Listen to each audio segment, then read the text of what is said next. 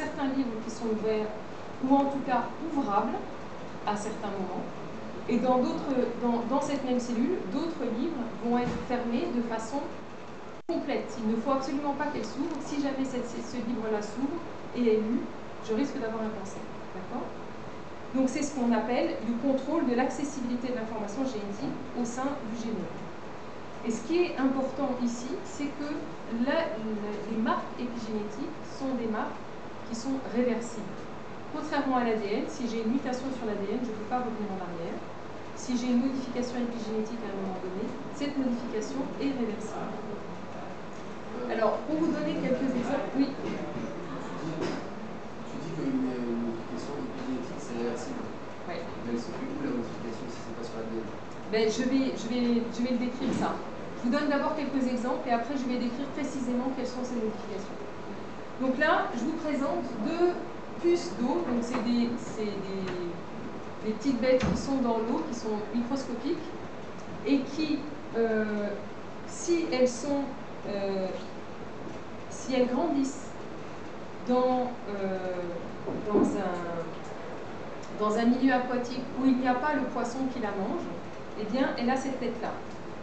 Si par contre, je fais développer cette puce d'eau dans une eau dans laquelle il y a eu un poisson, il n'y a plus de poisson qui les mange, mais il y a eu ce poisson, eh bien, voici la tête de cette puce.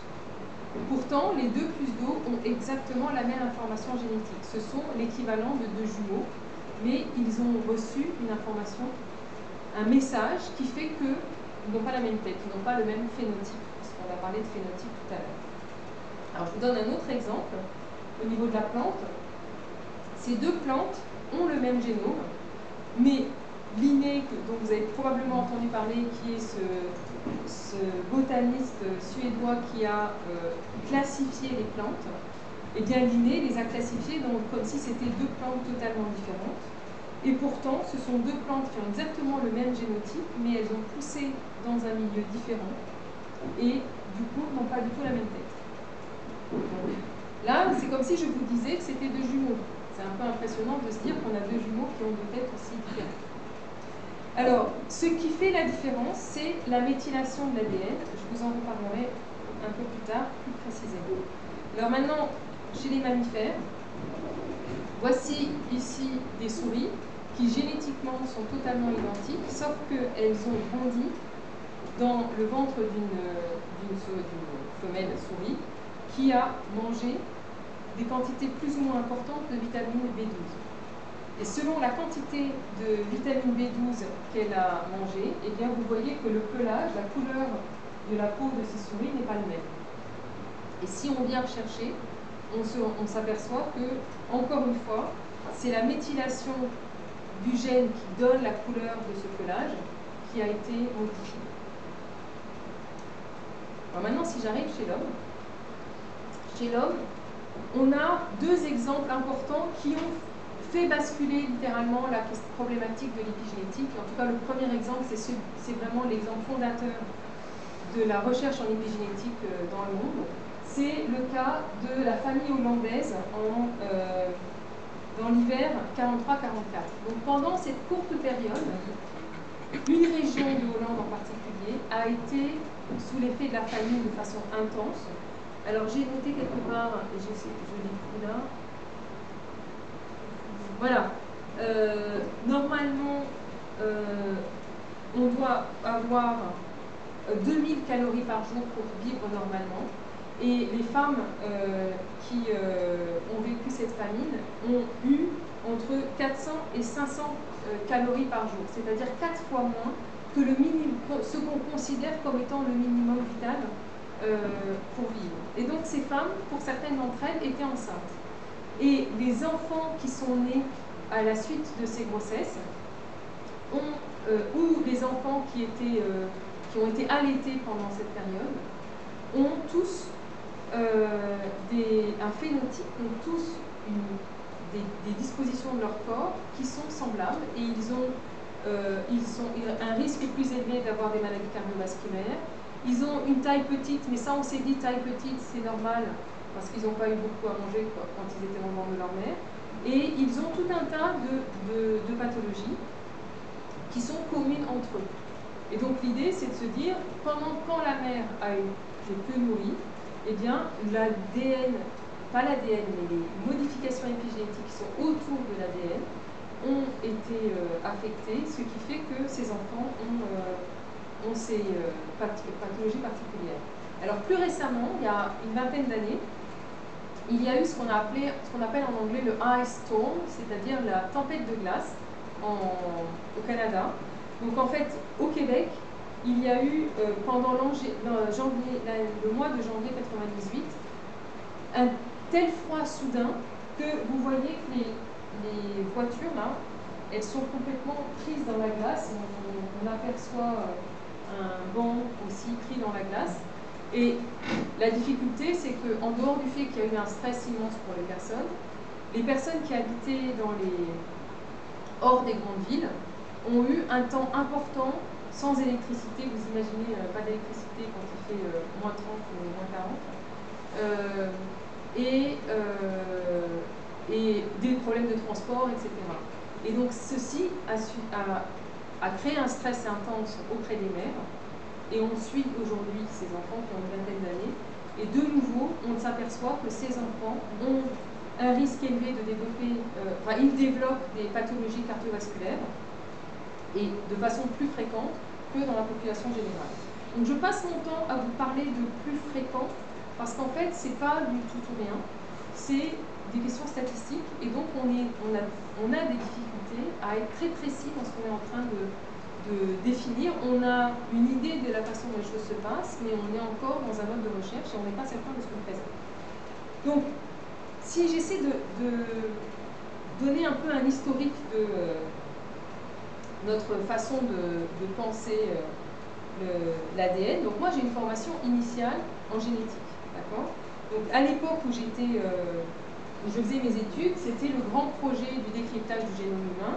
Donc on nous a dit, voilà, on va séquencer les génomes, on aura une information précise des séquences d'ADN et on pourra prédire si telle ou telle personne va ou pas avoir des maladies génétiques, par exemple. Et puis, très rapidement, on s'est rendu compte que ça n'était pas viable en tant que tel. Déjà à l'époque, donc le décryptage du génome humain, le grand projet, c'était 1989-2003.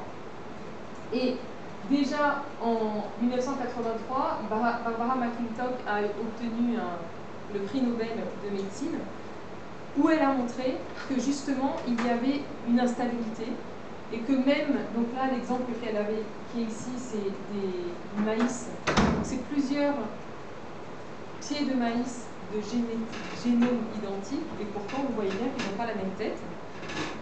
À l'époque, tout le monde disait qu'elle était complètement folle. On ne l'a pas cru, et puis par son insistance, eh bien, elle a pu prouver que ce qu'elle disait était vrai, et on a pu comprendre réellement ce qui se passait d'un point de vue moléculaire. Donc l'autre chose que vous connaissez peut-être, c'est que c'est ce qu'on appelle la problématique de l'empreinte génétique, l'empreinte parentale. Je ne sais pas si ça vous parle. Mais voici un exemple. Ici, on a croisé, ici, ce qui est un tigron, c'est le croisement entre un tigre et une lionne. Et ici, on a croisé un lion et une tigresse. Donc ça s'appelle un ligre, ça s'appelle un tigron. D'un point de vue génétique strict, je regarde la séquence d'ADN qu'ils ont. Les deux ont une séquence identique et pourtant vous voyez bien qu'ils n'ont pas la même tête. Et ce qui fait la différence, ce sont justement ces fameuses marques épigénétiques.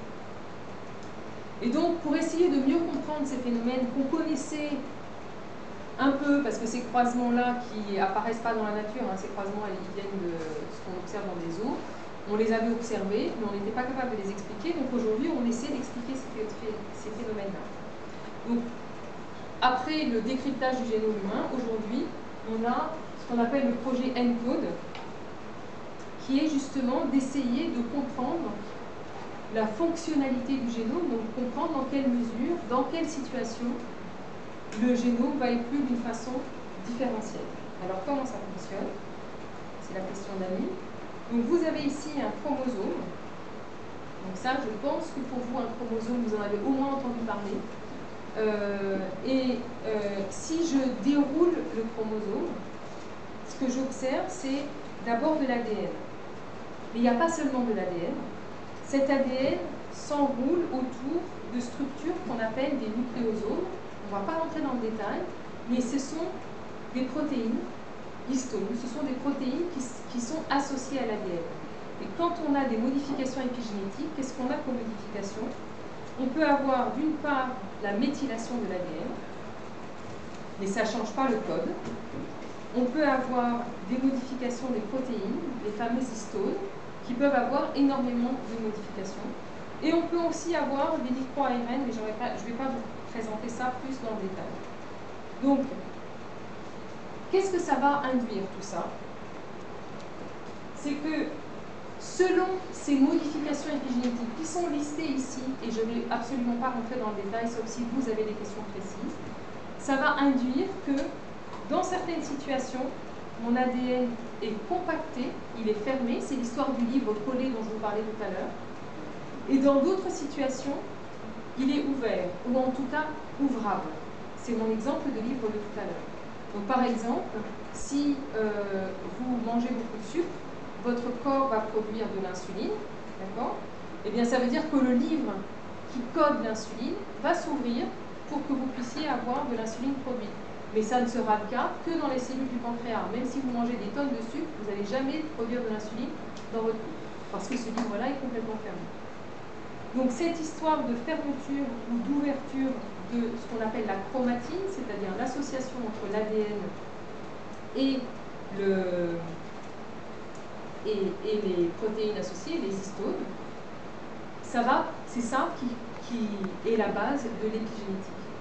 Et donc, dans les hypothèses de travaux que je fais, c'est qu'en fait, quand on fait un stress alcoolique pendant la vie fétale, eh bien, on modifie cette accessibilité de la chromatine qui, probablement, certaines des marques vont rester et continuer jusqu'à la vie adulte. Donc, les mécanismes aujourd'hui, on les connaît dans des bestioles un peu bizarres. Donc, on les connaît dans une plante qu'on appelle Arabidopsis, qui est la plante la plus étudiée dans les laboratoires de génétique.